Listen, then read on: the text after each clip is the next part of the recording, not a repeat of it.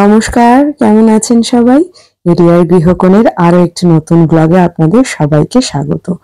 আজ নিয়ে এসেছি সুজির চিল্লা, ভেজিটেবল চিল্লা।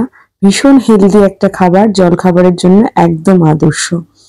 লাগছে সুজি, আর লাগছে গাজর, টমেটো, বিনস, পেঁয়াজ, আদা, ডিম, আর লাগবে হচ্ছে ময়দা। তো আমি সুজিটাকে প্রথমে একটু জলে ভিজিয়ে নেব, আর ভিজিয়ে একটু রেখে দেবো। ওটাকে একটু রেস্ট দিতে হবে যাতে ওটা সুন্দরভাবে ফুলে যায়। তো সুজিটাকে আমি এই যে জলে ভিজিয়ে নিয়েছি, এটা যতক্ষণ ভিজবে, যতক্ষণ রেস্টে রাখবো, তখন আমি বাকি কাজগুলো করে নেব, সবজিগুলোকে কেটে নেব। এই যে হয়ে গেছে, সুজি ভিজিয়ে রেখেছি। এবার চলুন সবজিগুলোকে কেটে নিয়ে ফিরছি খুব তাড়াতাড়ি। গাজরটাকে গ্রেট করতে হবে, আদাটাকে আমি গ্রেট করে নেব, আপনারা চাইলে জুলিয়ান করেও কেটে নিতে পারেন। আর এখানে হচ্ছে বাকি যা জিনিস আছে সেগুলোকে সব কুচি করে নেব। এই যে বেশ কিছুক্ষণ রেখেছি, 5-10 মিনিট মতো রাখলেই যথেষ্ট, ফুলে যায় সুজি খুব তাড়াতাড়ি। এবার এর মধ্যে আমি ময়দাটাকে অ্যাড করব। আমি ময়দা দিয়ে করছি, আপনারা চাইলে বেসনও দিতে পারেন। একটু নুন দিয়েছি, প্রয়োজন মতো স্বাদ অনুযায়ী নুন দেবেন।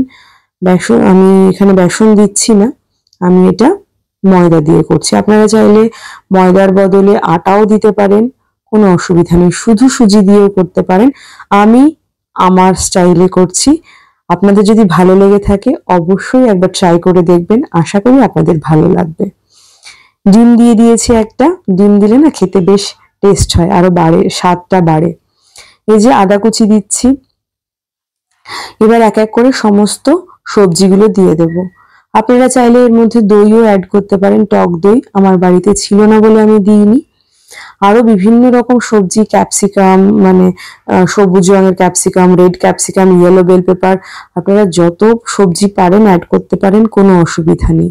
আমি ঘরে যা ছিল আমার আজকে সেইভাবেই করেছি, কারণ বানানোর সেরকম কোনো প্ল্যান ছিল না, হঠাৎই ঠিক করলাম যে বানাবো, সেই জন্য করলাম। আর অল্প করে আমি লঙ্কা দিয়েছি, আপনারা অবশ্যই আপনাদের স্বাদ অনুযায়ী নুন আর লঙ্কাটা দেবেন। আর এটাকে ভীষণ ভালোভাবে মিক্স করতে হবে, সমস্ত কিছু ভালো করে মিক্স করে একটা পাতলা ব্যাটার করতে হবে। আর এর আউটপুটটা হবে অনেকটা ধোসার ব্যাটারের মতো পাতলা। তো আমার এটা বেশি পাতলা হয়ে গেছে বলে আমি আরেকটু ময়দা দিয়েছি, কারণ আমার না খুব টেলটেলে একটু ভালো লাগে না, একটু গাঢ় থাকে, আমি সেরকম ভাবেই বেশি কমফোর্টেবল করার জন্য। আর এটা খুব ভীষণভাবে ভালোভাবে মিক্স করতে হবে যাতে কোনো লাম্প না থাকে। দেখুন একটুও লাম্প নেই, দেখেই বোঝা যাচ্ছে। এটাকে আমি ওই 2 থেকে 3 মিনিট বা ম্যাক্সিমাম 5 মিনিট একটু রেস্টে দেবো। তার আগে কিছু মিক্সড হার্ব যেগুলো আছে আমি একটু মিক্স করে নিচ্ছি, তাতে না টেস্টটা খুব বাড়ে। এটা একটা মিক্সড হার্ব, আর দেবো এখানে একটু চিলি ফ্লেক। চিলি ফ্লেক গুলো বড়, আর কিছুতেই বেরোতে পারছিল না, দেখুন বের ঝাঁকাচ্ছি কিন্তু পড়ছে না, শেষে অগত্যা মুখ খুলেই বেশি করেই দিয়েছি একটু। আপনারা একদম এগুলো অপশনাল, আপনারা চাইলে দিতে পারেন, না চাইলে একদম শুধু সবজি মিক্স করেই দিতে পারেন। আর বাচ্চাদের জন্য ভীষণ হেলদি, বাচ্চা কেন বড়দের জন্যও ভীষণ হেলদি একটা ব্রেকফাস্ট। টিফিনে দিতে পারেন, বাচ্চাদের স্কুলের লাঞ্চ বক্সে, বড়দের টিফিনে, লাঞ্চে, ব্রেকফাস্টে, যে কোনো ভাবে এটা খেতে পারেন। ভীষণ হেলদি একটা ব্রেকফাস্ট। আমার হয়ে গেছে, দেখুন আমার রেস্টে রেখে দিয়েছি। এবার এটাকে আমি জাস্ট তেলে দেবো আর ভাজবো। খুব অল্প তেলেই করব, আমি খুব একটা বেশি তেল ইউজ করি না রান্নাতে। অলরেডি কিন্তু আমার ওখানে ফ্রাইং প্যান গরম বসে গেছে।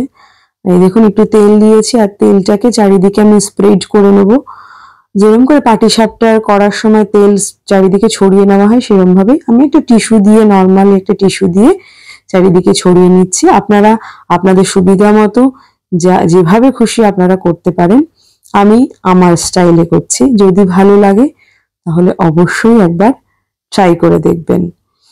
আর এই যে আপনারা, আমি একটু ছোট ছোটই করছি, আপনারা অবশ্যই আপনাদের পরিমাণ মতো করবেন। সাইজ ছোট বড় আমি একটু ছোট ছোট করছি আর পাতলা পাতলা করছি। আর যদি ভালো লেগে থাকে আমার এই রেসিপিটা, তাহলে অবশ্যই সাবস্ক্রাইব করে দেবেন। আর সাবস্ক্রাইব করার পরে যদি নতুন কেউ হন তাহলে বেল আইকনটা একবার প্রেস করে দেবেন, তাহলে সবার আগে আমার নোটিফিকেশনটা আপনাদের কাছে পৌঁছে যাবে। আর যদি ভালো লাগে তাহলে একটা লাইক আর শেয়ার করে দেবেন, একটু কমেন্ট করে দেবেন, তাহলে আমি ভীষণ আগ্রহ হয় আরো বেশি নতুন নতুন ভিডিও দিতে, নতুন নতুন ভিডিও বানাতে। এই যে দেখুন এক এক করে আমি সমস্ত চিল্লাগুলো ভেজে নেব। আর মানে এটা না আপনারা যে কোনো কিছুর সাথে, যে কোনো টমেটো কেচাপের সাথে খেতে পারেন, বা আলাদা করে দইয়ের চাটনির সাথে খেতে পারেন। আমার দইয়ের চাটনি আমি রেসিপি শেয়ার করা রয়েছে, সেরকম ওই রকম দই দিয়েও একটা চাটনি বানিয়ে খেতে পারেন, ভীষণ টেস্টি হয়। তো এরকম ভাবেই আমি এক এক করে ভেজে নেব সবগুলো। ভেজে নিয়ে ফিরছি আবার। এই যে আমার রেডি, একদম রেডি। দেখুন প্লেট আমি সাজিয়ে ফেলেছি, এখানে আমি একটা চাটনি দিয়ে সার্ভ করছি, আর কিছু স্যালাড নিয়েছি, একটা মিষ্টি। তো আজ এই অবধি। কেমন লাগলো অবশ্যই জানাবেন। আবার দেখা হবে অন্য কোনো দিন, অন্য কোনো ভিডিওতে। ততক্ষণ পর্যন্ত আপনারা সবাই ভালো থাকবেন, সুস্থ থাকবেন। আর যদি ভালো লেগে থাকে অবশ্যই আমাকে একটু কমেন্টে জানাবেন। আর আমি বলবো, যদি ভালো লেগে থাকে একবার ট্রাই করে দেখুন। এটা আমি আমার স্টাইলে বানিয়েছি, আশা করি আপনাদের সবার খুব ভালো লাগবে। আবার অন্য কোনো দিন অন্য কোনো ভিডিও নিয়ে চলে আসবো আপনাদের মাঝখানে। ততক্ষণ পর্যন্ত সবাই ভালো থাকবেন, সুস্থ থাকবেন।